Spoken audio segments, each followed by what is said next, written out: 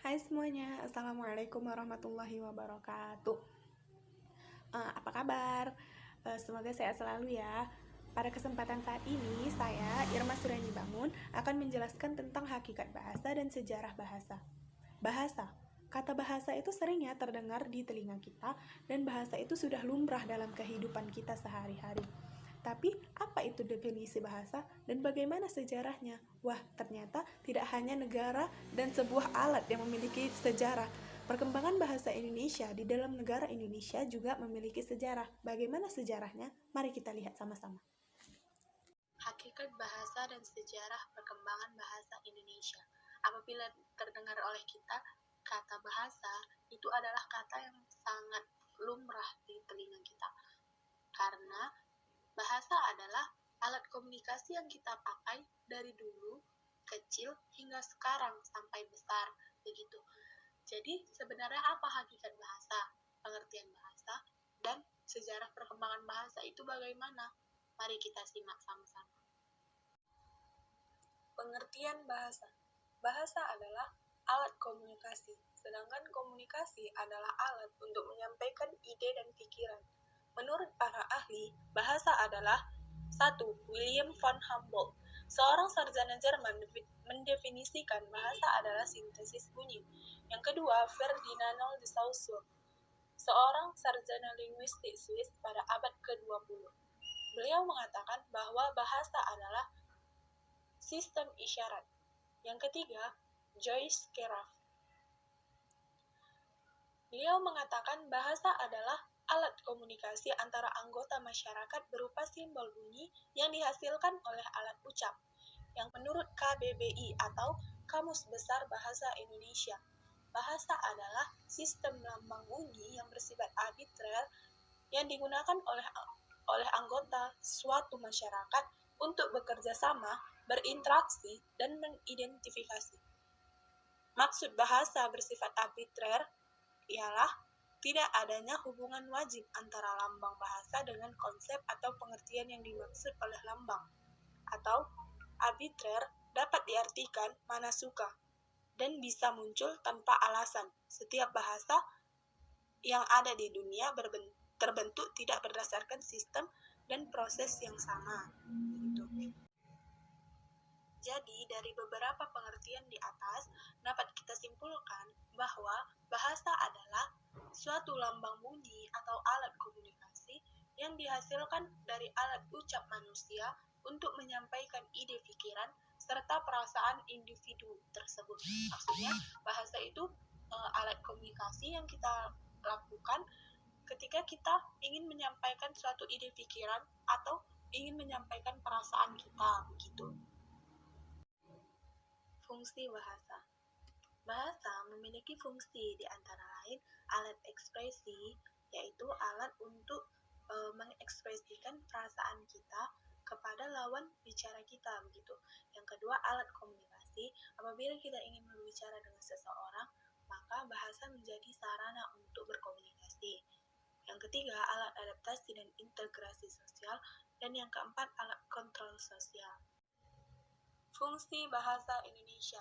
Yang pertama, lambang kebanggaan bangsa. Maksudnya, sebagai lambang kebanggaan nasional, bahasa Indonesia memancarkan nilai-nilai sosial budaya luhur bangsa Indonesia. Dengan keluhuran nilai yang tercermin dari bangsa Indonesia, kita harus bangga dan menjunjung tinggi mempertahankan bahasa Indonesia tersebut. Yang kedua, lambang identitas nasional. Maksudnya, sebagai lambang identitas nasional, bahasa Indonesia merupakan lambang bangsa Indonesia. Hal ini berarti jika seorang menggunakan bahasa Indonesia, orang akan dapat mengetahui identitas orang tersebut.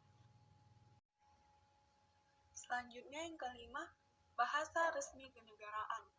Bukti bahwa bahasa Indonesia adalah bahasa resmi kenegaraan adalah digunakannya bahasa Indonesia dalam naskah proklamasi kemerdekaan RI tahun 1945. Mulai saat itu bahasa Indonesia digunakan dalam berbagai upacara, peristiwa, serta kegiatan kenegaraan. Yang keenam, bahasa pengantar dalam dunia pendidikan. Bahasa Indonesia dipakai sebagai bahasa pengantar di lembaga-lembaga pendidikan, mulai dari taman kanak-kanak sampai dengan perguruan tinggi.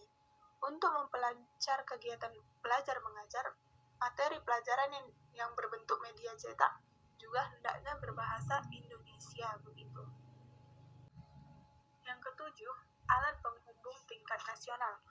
Bahasa Indonesia dipakai dalam hubungan antar badan pemerintahan dan penyebarluasan informasi kepada masyarakat.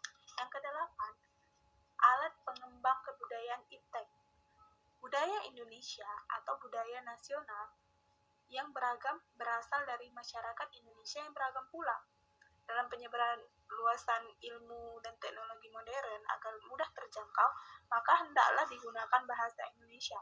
Pelaksanaan ini mempunyai hubungan timbal balik dengan fungsinya sebagai bahasa ilmu dan dirintis lewat lembaga-lembaga pendidikan, khususnya di perguruan tinggi. Demikianlah hakikat bahasa.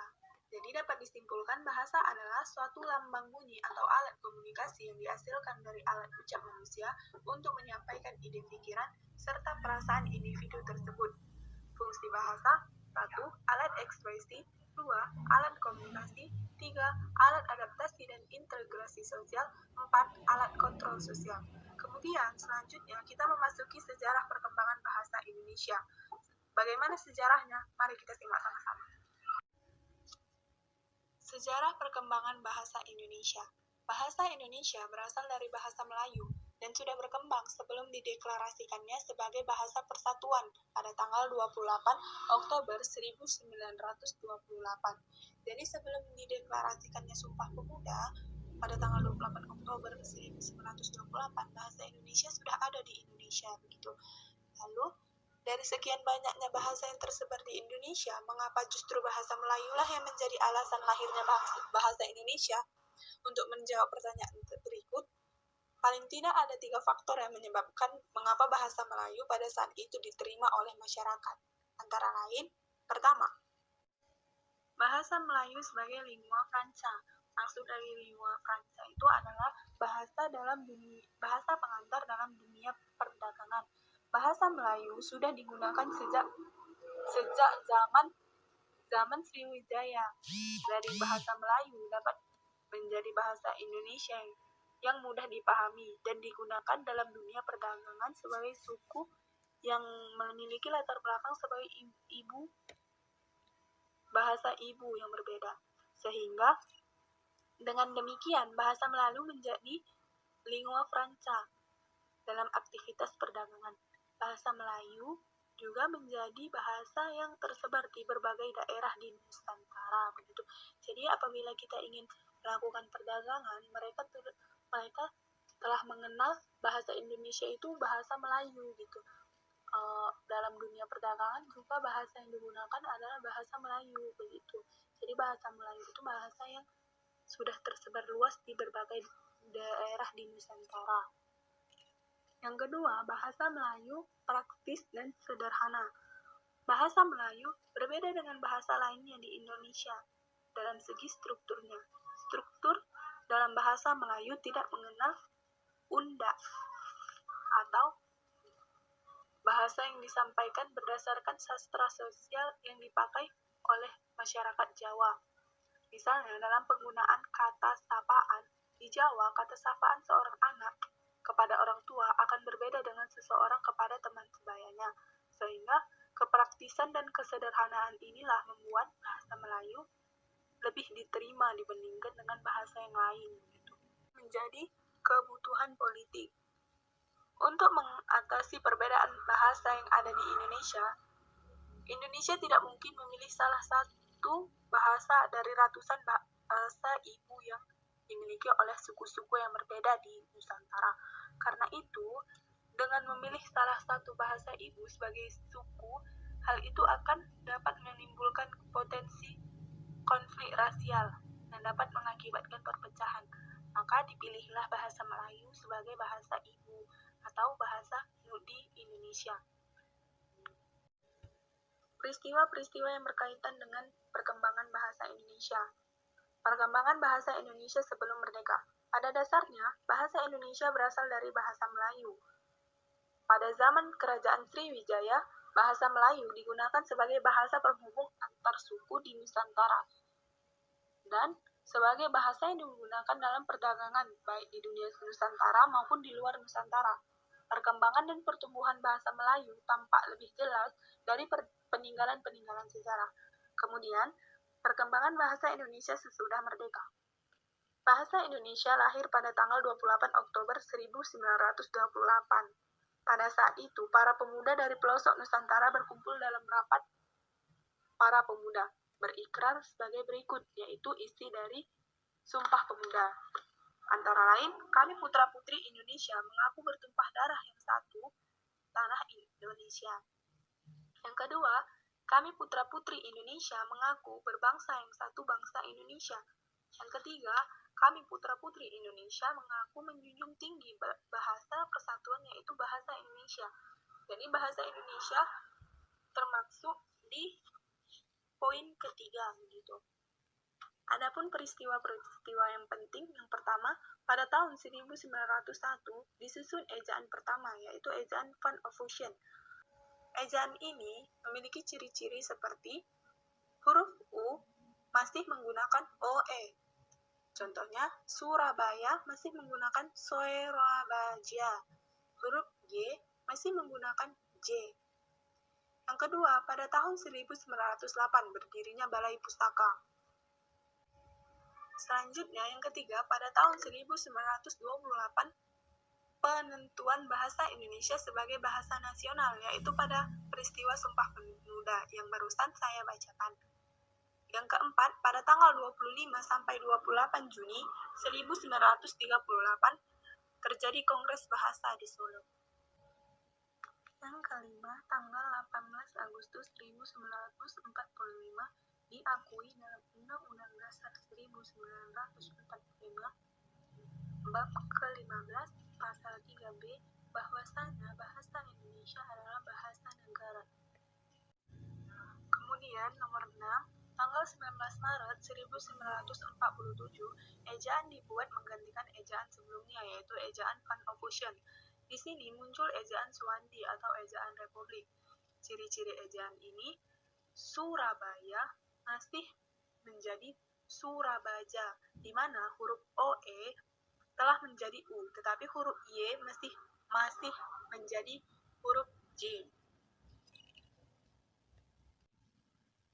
Yang ketujuh, tanggal 16 Agustus 1972 muncul ejaan yang disempurnakan atau EYD yang diresmikan oleh Presiden Soekarno. Yang kedelapan, Kongres Bahasa ke-6 di sini berhasil membentuk A. Kamus Besar Bahasa Indonesia atau KBBI, B. Tata Bahasa Baku Bahasa Indonesia. Cabang ilmu bahasa. Yang pertama, fonologi, yaitu berkaitan dengan bunyi bahasa. Yang kedua, morfologi, yaitu yang berkaitan dengan bentuk kata. Yang ketiga, sintaksis, berkaitan dengan penyusunan kalimat. Yang keempat, semantik, yaitu berkaitan dengan pemahaman dan pengembangan makna. Nah, sekarang telah dijelaskan tentang hakikat dan sejarah bahasa. Dapat saya ulangi, bahasa adalah suatu lambang bunyi atau alat komunikasi yang dihasilkan dari alat ucap manusia untuk menyampaikan ide pikiran serta perasaan individu seseorang. Kemudian, sejarah perkembangan bahasa Indonesia. Bahasa Indonesia berasal dari bahasa Melayu yang sudah berkembang sebelum dideklarasikannya sebagai bahasa persatuan pada tanggal 28 Oktober 1928. Jadi sebelum dideklarasikan di Sumpah Pemuda, bahasa Indonesia telah ada di Indonesia, orang Indonesia telah memakai bahasa Indonesia begitu. Alasannya mengapa bahasa Melayu yang diangkat, yaitu yang pertama, bahasa Melayu sebagai lingua franca. Yang kedua, bahasa Melayu praktis dan sederhana. Yang ketiga, menjadi kebutuhan politik. Kemudian, cabang-cabang ilmu bahasa, yaitu yang pertama fonologi, yang kedua morfologi, yang ketiga sintaksis, yang keempat semantik. Demikianlah uraian dari hakikat bahasa dan sejarah bahasa. Semoga bermanfaat dan gunakanlah bahasa yang baik dan benar. Maksudnya baik yaitu dengan menempatkan bahasa sesuai konteks dan situasi pemakaian. Benar dengan menerapkan kaedah-kaedah bahasa dengan konsisten. Demikianlah uraian tentang hakikat dan sejarah bahasa. Mudah-mudahan dapat dipahami. Apabila ada salah dalam pengucapan saya mohon maaf. Apabila ada kebenaran, itu datangnya murni dari Allah. Kepada Allah saya mohon ampun. Demikian, Assalamualaikum warahmatullahi wabarakatuh. Semoga bermanfaat.